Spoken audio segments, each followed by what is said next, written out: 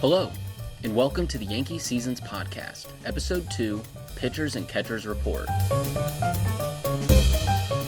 For those that decided to stick around, thanks, we're happy to have you.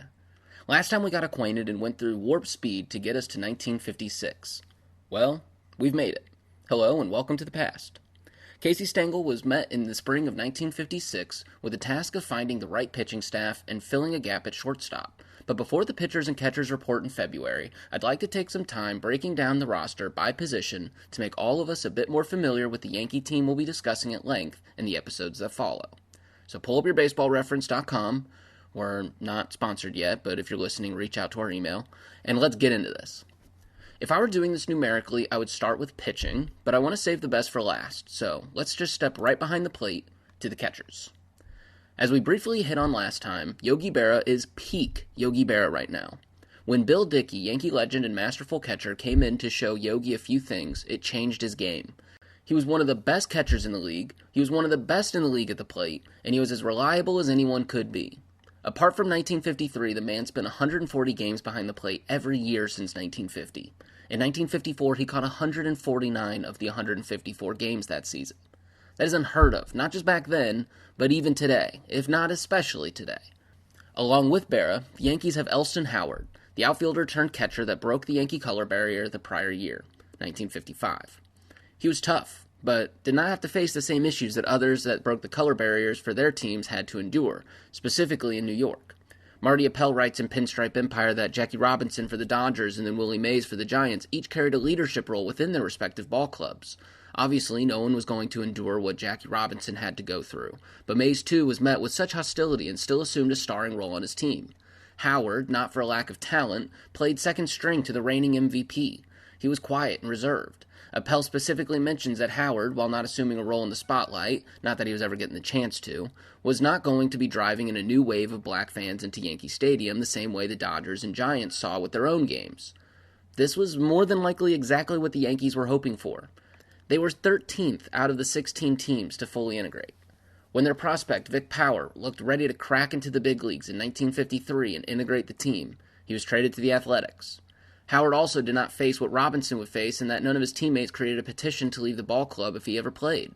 In fact, Mickey Mantle is quoted as saying, "I haven't had a roommate since Billy Martin, but if I did, it would be Elston Howard." During spring training, when Howard had racial slurs shouted at him, Hank Bauer, whose locker was right next to Howard's, would stick his head out of the dugout to find the perpetrators. Reporters asked Bauer why he would do that after the game, and he responded, "Because he's my friend." The last thing I'll say on the topic is that some have argued George Weiss was purposefully trying to keep Howard from making the team when he switched him to catcher. The idea is that as a natural outfielder, there was room for Howard on the team. This is obvious in the fact that in 1955 he spent 9 games catching but 61 at left field. Weiss supposedly moved him to catcher, knowing that he would have a harder time finding spots replacing Yogi Berra, whereas there was a real need for him in the outfield. Howard might not have had to endure the same level of ferocity or intensity that Robinson, Mays, or countless others had to face when tasked with integrating a major league ball club, but that is not to say he was impervious to racist remarks or beliefs, attitudes or behaviors, and it was something Elston Howard constantly dealt with, both outside the organization and in. It's something that would come back up as we get to spring training. The last catcher was Charles Silvera. Silvera had been catcher with the Yankees since 1948, but had limited his role to just backup behind the best catcher at the time, if not all time. He played a total of 14 games in 1955, his time now also being split with Elston Howard. While Howard would also find use in the outfield, Silvera was a pure out-and-out catcher. Needless to say, the catcher's position was well-manned and shouldn't be an issue for Stengel. Will Yogi get a third MVP in a row? His fourth total? There's no real reason it couldn't happen. Moving on to first base, for the 1955 season, Stengel used platooning quite often around first base, mainly between veteran Joe Collins and Bill Moose Skowron, who was in his sophomore season in 1955. Moose would play 74 games at first, to Collins' 73. And Eddie Robinson, a left-handed batting 34-year-old who had been brought to the Yankees a year earlier, played 46 games at first base. Collins and Robinson each bat from the left side, and Moose from the right, which emphasized the options that Stengel loved having at his disposal to manipulate matchups. Robinson and Skowron also led the Yankees in pitch-hitting appearances in 55 season, which further illustrates Stengel's use of platooning, specifically towards the pitching-hitting matchups. A completely side note, but just something I saw that was interesting to me. Moose was almost 10 years younger than Eddie Robinson to the day. Robinson was born December 15th, 1920. Moose was born December 18th, 1930. That has nothing to do with anything. It has no impact on anything. It was just something I saw on Baseball Reference, and, I thought it was neat. Moving to second base had some movement around the position in the years leading up to 1956. Billy Martin had established himself as Stengel's go-to second baseman in 1953, starting 146 games at that position. Martin would serve in the military and miss all of 1954 and a majority of 1955 before coming back at the tail end of the season and making a pretty big splash back on the roster with 21 hits and 70 at-bats in the regular season and 8 hits and 4 RBI in the 55 World Series.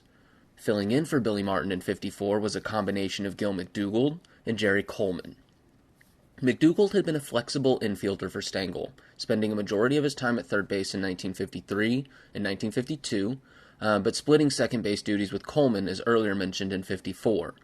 But he really cemented himself as Martin's replacement in 55, with 122 appearances at second base that year before Martin returned from Korea. McDougald, the former Rookie of the Year from 1951, was successful in 55 too, with the third highest WAR on the team at 5.1. WAR stands for wins above replacement, and it's a number that represents the number of wins a player added to their team ahead of a replacement. So a player's single contribution toward their team's wins. Coleman, on the other hand, struggled a bit more, racking up 22 hits in the 43 games he played in 1955. Coleman finished third in the Rookie of the Year voting in his debut year, 1949, and was an All-Star in the next year, in 1950. As a Marine, Coleman served in both World War II and Korea, and 55's worse-than-usual statistics can be chalked up to a shoulder injury he picked up in spring training that kept him out of the lineup for the first half of the season. And then he got hit in the head by a pitch that caused a concussion. At third base in 1954 and 1955 was the youngster Andy Carey. McDougald would play 35 games at third in 54 and 21 games at third in 55, but Carey really owned that position, playing 120 games in the hot corner in 1954 and 135 games there in 1955. The 23-year-old had 131 hits in 1955, the fifth most on the team, and earned him his regular spot, even at his age. If there was one thing that Stengel wasn't afraid of, it was youth. Younger players were regularly able to fight their way into a starting spot, and Carey is a prime example of this, considering he was only 22 in 1954 when he was the everyday third baseman.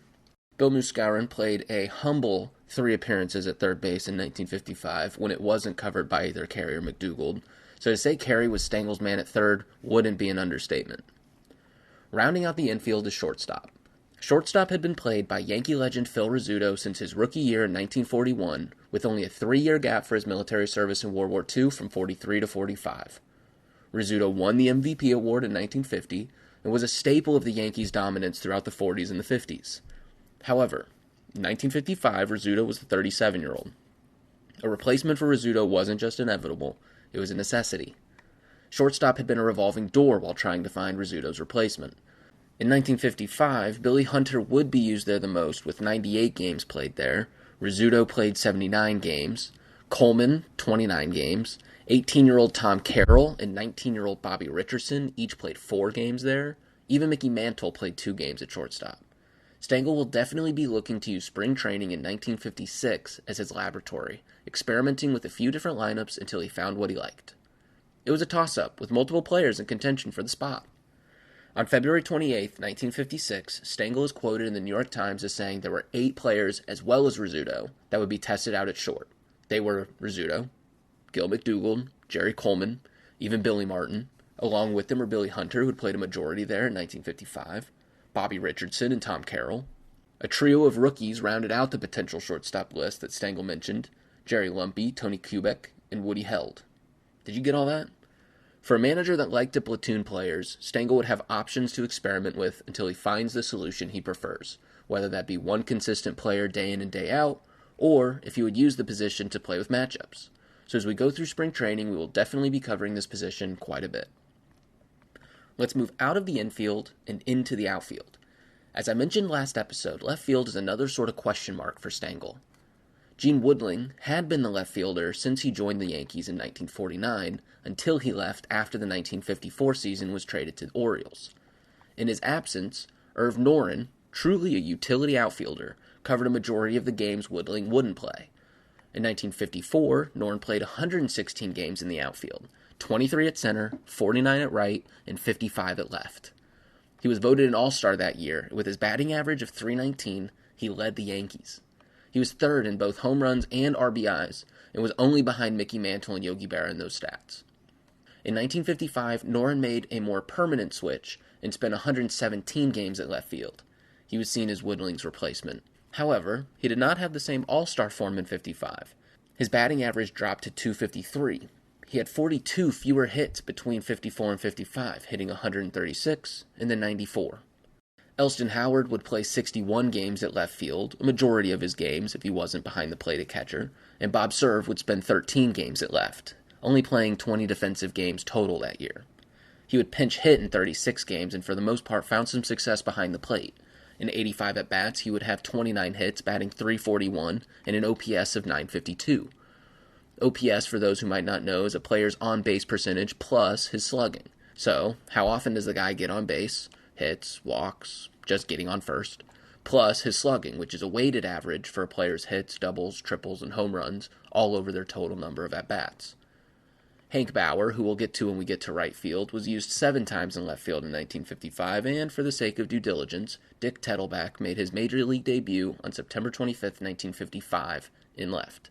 He would play 2 games total, and in his 5 at-bats, he flew out or grounded out every time. Left field had a semi-consistent player in Irv Noren, but as you might have noticed, quite a few players were rotated there throughout 1955, and Stengel had a variety in that position. Indeed, 1956 may serve as an exploration of the position in itself. Shifting into center, Stengel's lineup card, injuries willing, would have Mickey Mantle's name penciled in 7 days a week. After he played through injuries in the '55 World Series, the hopes were that by the spring of 1956, Mantle would be fighting fit. Reporting to St. Petersburg at the end of February, that seemed to be the case.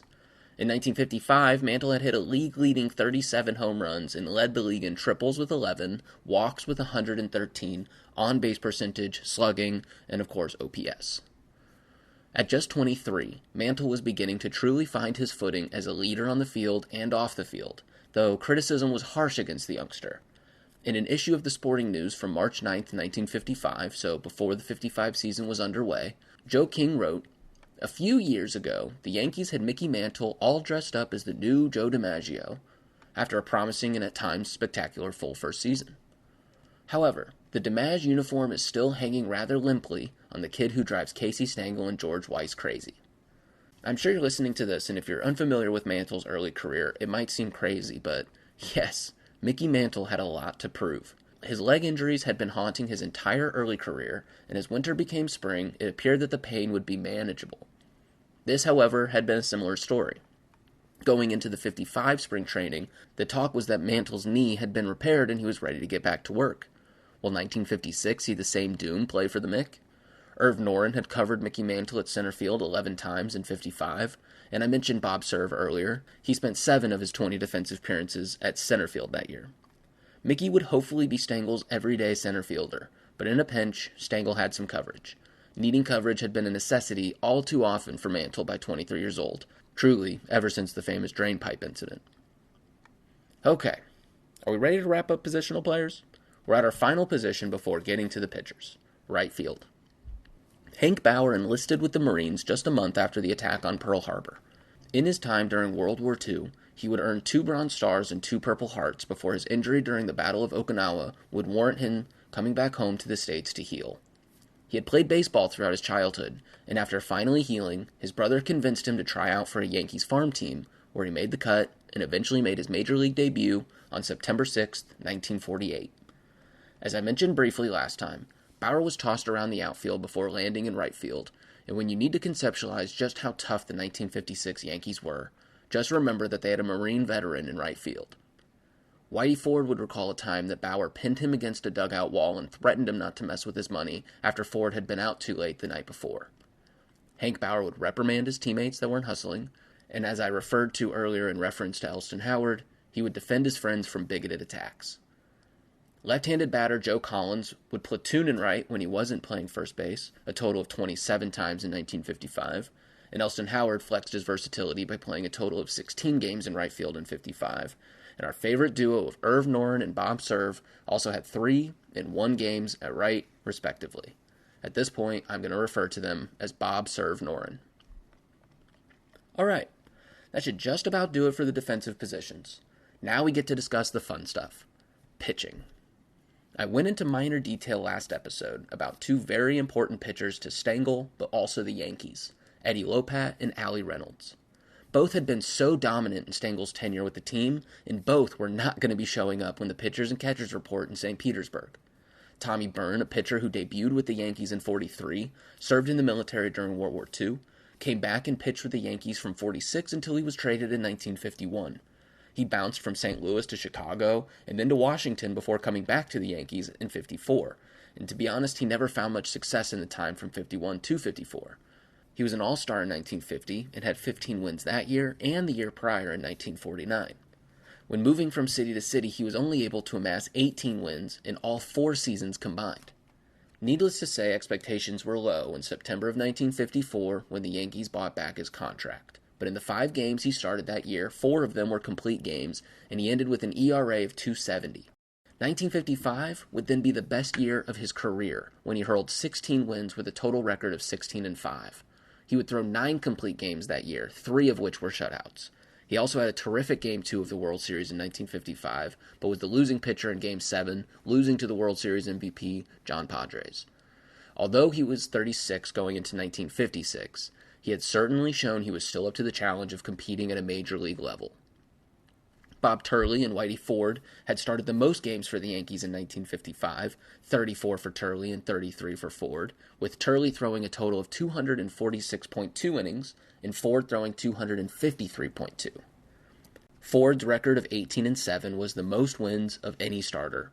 Turley had 17, and like I said earlier, Byrne had 16.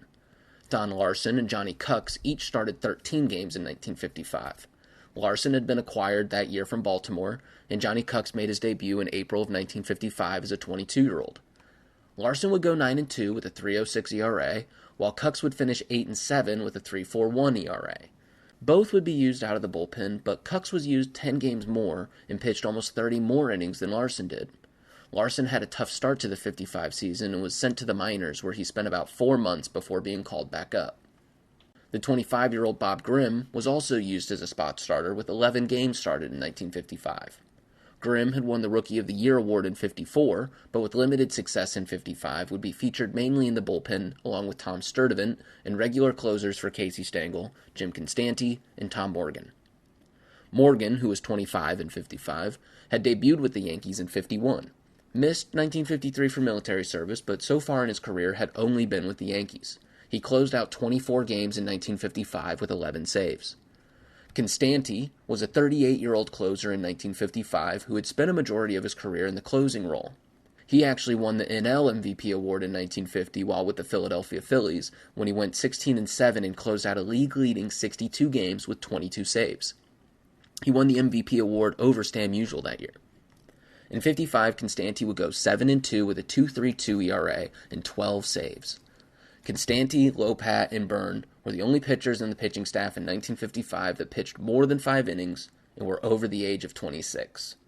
Lopat, as mentioned earlier, was already out, and the staff was turning over with new talent able to get quality development time. Rip Coleman is another pitcher that debuted in August of 1955 and would pitch 10 games total, starting 6 of them. His 5.28 ERA is nothing to be happy about, so he'll be looking to get more stable footing in his first full season.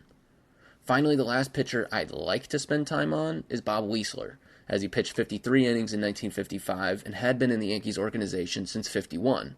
But on February 8, 1956, there will be the one major trade the Yankees participate in prior to the 1956 season that will send Weisler and others to the Washington Senators. I'll get to that trade in just a second. The last bit I want to get to before we move past the team is the coaching staff. Hopefully by this point you already know George Weiss and Casey Stengel. Great. Stengel's coaching staff in 1956 was the same it had been in 55. Jim Turner as pitching coach, Frank Cressetti as third base coach, and the guy I mentioned earlier that helped Yogi Berra behind the plate, Bill Dickey as first base coach and catching coach. Jim Turner had pitched from 37 to 1945 and ended his career with 3 full seasons with the Yankees. He had been a starter with the Boston Bees and the Cincinnati Reds, and he had actually been coached by Stengel in the 38 and 39 season with the Bees. Chris Seddy had been a Yankee his entire career, from 1932 to 1948. He would win a total of 7 World Series titles in that time. He was the starting shortstop, but would also cover third from time to time in one of the longest stretch dynasties in Yankees history. Bill Dickey was coincidentally the catcher during that dynasty from 1928 to 1946. Inducted into the Hall of Fame in 1954, he won 8 total World Series titles, though he didn't actually play in the 28 World Series, and he was an All-Star 11 times in his career. As a fun fact, the only number retired by the New York Yankees twice is the number 8, once for Bill Dickey and once for Yogi Berra. Okay, wow, I think we got through that. Are you still with me? I'm proud of you if you are. I also hope you took good notes because the quiz is on Monday. Now, let's get back to that February trade. On February 8th, 1956, a trade between the Washington Senators took place where the Yankees sent Bob Weisler, Lou Berberet, Herb Plews, and Dick Tettleback with a player to be named later. I'll remind you when it happens, but it was Whitey Herzog, and they'll send him on April 2nd.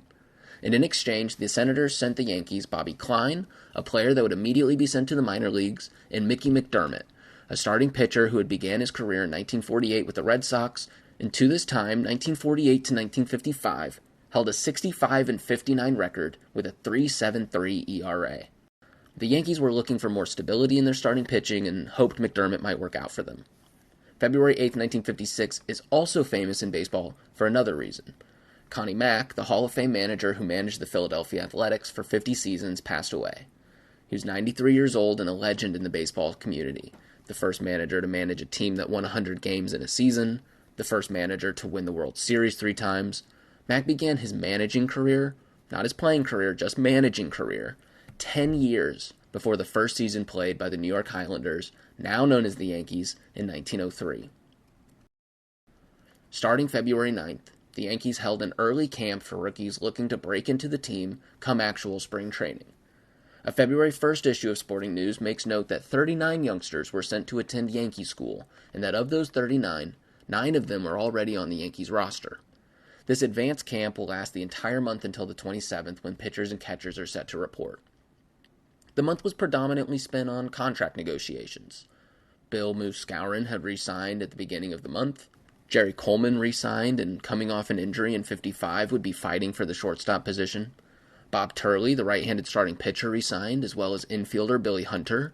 But going into the day before pitchers and catchers were set to report, 6 pitchers, including Whitey Ford, infielder Billy Martin, and outfielder Irv Noren were all negotiating new contracts in hope of bigger payouts. By March 1st, the eve of spring training, Irv Noren, Billy Martin, and Jim Constanti were still without contracts. When workouts officially kicked off, Martin and Constanti would miss them due to ongoing negotiations. They wouldn't miss long, though, as both signed new contracts on March 4th. Stengel announced to the press that come spring training exhibition games beginning on the 10th, Bauer and Mantle would be expected to miss the first game and to have lighter workloads. Although they had each recovered from their late-season injuries the prior fall, Stengel wanted to play it safe and not risk anything. These injury woes were not new, and the press did not forget it. In an article from the same February 1st, 1956 issue of Sporting News, Dan Daniel writes, "The Yankees themselves certainly are highly vulnerable. Mickey Mantle never is without physical complications in both legs, and if Mickey goes sour, the Bombers go with him." 46 players were the total number that reported to St. Petersburg for the Yankees' spring training camp in 1956. Stengel would have the task of narrowing that down and finding what he saw as the right fit. Certain players, like Elston Howard, received public votes of confidence, like Stengel announcing he would be featured as a pinch hitter in the batter's box more, and also behind the plate to give Yogi some rest in this upcoming season. Another glaring note on the Yankee spring training in St. Petersburg, as it relates to Elston Howard and what I was alluding to earlier, is that the team stayed at the Serena Hotel when they went through spring training. As a black player, Howard was not welcome at the Serena Hotel and was altogether denied service. It wasn't even the Yankees that stepped in to make the matters right. Howard would stay with Dr. Ralph Wimbish Sr., president of the NAACP chapter in Florida. Wimbish would publish a notice in the St. Petersburg Times calling on the Yankees and St. Louis Cardinals, who also held their spring training in St. Petersburg, to lead the charge against discrimination, specifically the ban of black players staying in team hotels. The Yankees would eventually move out of St. Petersburg in favor of Fort Lauderdale until they built George M. Steinbrenner Field in Tampa, where they've held spring training every year since 1996. It was reported that Joe DiMaggio, the Yankee Clipper, made an appearance to his former teammates before their first spring training exhibition game on March 10th against the Cardinals. He joked with the club, saying Phil Rizzuto was trying to play ball forever. Although he might have wanted to, Rizzuto was not going to play forever. In fact, it was Gil McDougald who got the start at shortstop for their first exhibition game, and that game, my friends, is where we will be picking up next time. You now know the players and the coaches of the team, and we have all spring training to meet the new ones. Next time, spring training is fully on, and we will get to see the juggling at shortstop begin. Until then, thanks for listening, and see you next time.